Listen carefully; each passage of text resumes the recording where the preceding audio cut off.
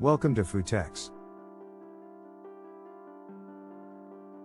The debate over abortion rights has been a hot-button issue for decades, with passionate arguments on both sides.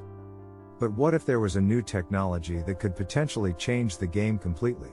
Enter artificial wombs, a controversial idea that may revolutionize not only how we think about fetal development but also our understanding of reproductive rights. In this video, we'll explore the potential impact of this groundbreaking technology and what it could mean for the future of abortion access and women's autonomy. The development of artificial wombs has the potential to shift the abortion debate from the issue of women's bodily autonomy to that of fetal rights. With the option to transfer a fetus to an artificial womb, opponents of abortion may argue that women have a responsibility to bring their pregnancies to term, regardless of their personal circumstances. This could lead to a situation in which women are forced to continue pregnancies against their will, even if they are not physically or mentally able to do. Some anti-abortion activists have long dreamed of a world in which unborn children could be safely and humanely gestated outside of their mother's womb, and it seems that this future may finally be on the horizon. In a recent breakthrough, researchers from the Children's Hospital of Philadelphia were able to successfully grow a lamb fetus inside of an artificial womb for a period of 4 weeks. This is a significant development, as it marks the longest amount of time that an artificial womb has been able to sustain a fetus. While this technology is still in its early stages, it has the potential to completely change the abortion debate. If artificial wombs become widely available, women will no longer need to carry pregnancies to term in order to have children. This would provide them with greater control over their reproductive choices and could help to reduce the number of unwanted pregnancies. Ectogenesis is the process of growing a fetus outside of the mother's body, typically in an artificial womb or a biobank. This technology has the potential to revolutionize the field of reproductive medicine and change the way humans reproduce. Ectogenesis has the potential to provide a safe and healthy environment for fetuses to develop in, without the risks associated with pregnancy and childbirth. It could also allow women to have children later in life, after their bodies have recovered from childbearing. Additionally, ectogenesis could help couples who are unable to conceive naturally, by providing them with an alternative way to have a child. Abortion rights are likely to be affected by ectogenesis, as it will give women more control over when and how they have children.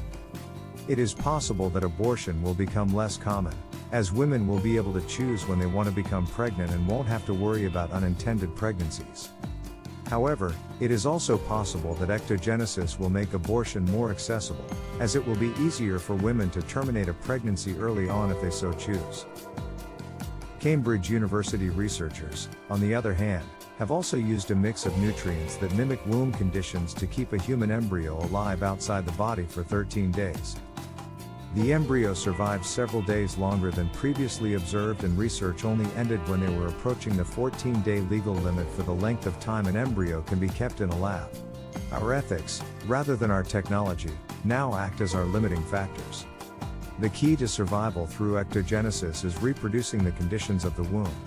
As scientists become better at doing this, the gap between the longest time embryos can survive and the earliest time a fetus is viable will narrow. By the time the two timescales have met, a full external womb will be possible. Artificial wombs may provide a viable alternative to traditional abortion methods, giving women a new option for ending unwanted pregnancies. However, the availability of artificial wombs could create a new moral dilemma for women who wish to terminate a pregnancy. If an artificial womb is available, some may argue that women have an obligation to use it to carry their fetus to term rather than terminate the pregnancy altogether. This could lead to a situation where women are forced to continue pregnancies against their will, which would be a violation of their reproductive rights. The development of artificial wombs may also raise concerns about the impact on women's health. Critics may argue that it is too risky to remove a fetus from a woman's body and transfer it to an artificial womb, and that the procedure may have negative long-term effects on women's reproductive health. Additionally, some worry that artificial wombs could be used to control women's bodies and reproduction, furthering existing inequalities. If artificial wombs become a reality, this could change dramatically. The process of gestation would no longer be tied to the female body, which would open up the possibility for men to be equally involved in reproduction. This could lead to new debates about the roles and responsibilities of both men and women in reproduction and parenting. It would also have a major impact on abortion rights, as artificial wombs would give women much more control over their reproductive choices. Ectogenesis, or the artificial gestation of human fetuses, is a hot topic in both the scientific and ethical communities. While there are many potential applications for this technology, one of the most promising is its ability to help premature babies who are born before their organs have fully developed. Currently, premature babies are often born before 28 weeks gestation and are at risk for a variety of health problems. They may suffer from respiratory distress syndrome, sepsis, and brain bleeds, among other conditions. While some infants survive these early challenges, many do not, and those that do often face a lifetime of health problems. Artificial wombs could provide a safer environment for premature babies, allowing them to continue growing until they are strong enough to survive outside of the womb. This would give them a much better chance at a healthy life, something that is not always possible when they are born prematurely. While there are still many hurdles to overcome before ectogenesis becomes a reality, it is an exciting area of research with the potential to change the lives of countless infants and their families. There are many reasons why a woman may be unable to carry a child to term. Some women have medical conditions that make pregnancy and childbirth too risky.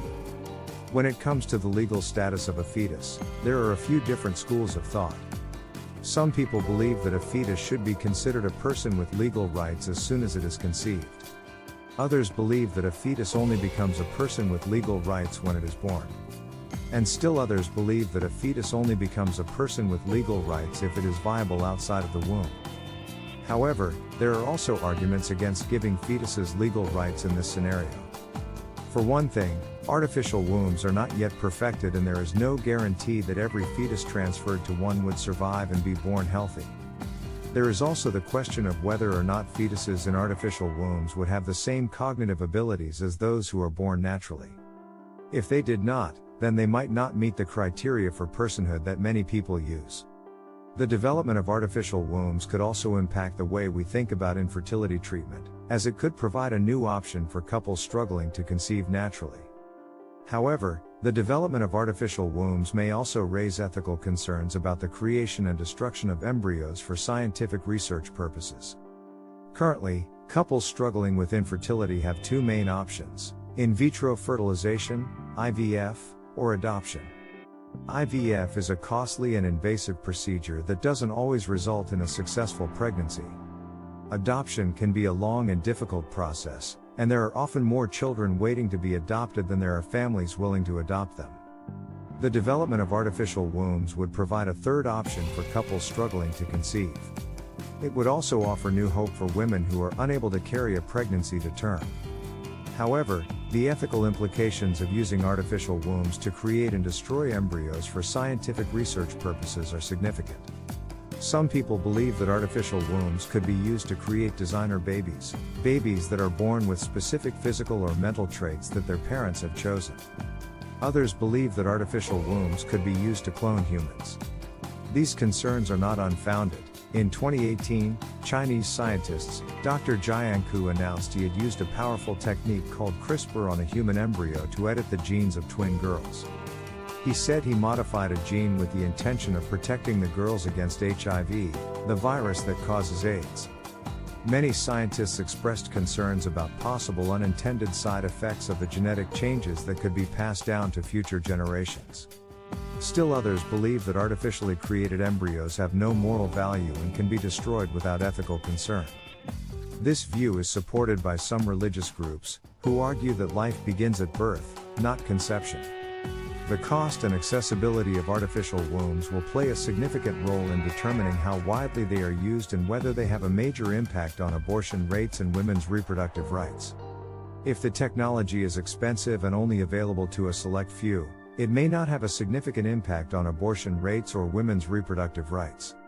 However, if the technology is affordable and accessible to many women, it could potentially lead to a decrease in abortions and an increase in women's reproductive rights. The development of artificial wombs has the potential to change abortion rights forever. This technology challenges traditional views of motherhood, family, and reproduction.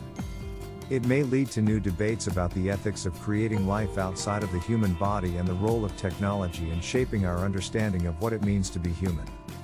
When it comes to artificial wombs, there are a number of ethical questions to consider. Perhaps most importantly, what are the long-term effects on a child's development if they are gestated outside of the womb? While we don't yet know the answer to this question, it is possible that there could be some negative psychological impacts associated with being gestated in an artificial womb. It's important to remember that artificial wombs are still in the early stages of development, and there are many challenges that need to be addressed before they become widely available. However, the potential implications of this technology are far-reaching and could have a profound impact on abortion rights. One major challenge in developing artificial wombs is replicating the complex interactions between the mother and fetus that occur during pregnancy, such as the transfer of nutrients and hormones. It is certain that ectogenesis will have a significant impact on society. Humans grown outside women's bodies may pose various risks, but they may also offer new forms of equality and healthcare, and the debate is only just beginning. Possibly within a generation or two, we will be able to create an artificial womb. How will we use it? Despite these challenges, the development of artificial wombs represents a potentially significant shift in the way that we think about reproduction and childbirth, and is likely to continue to be an area of active research and development in the coming years. Thanks for watching.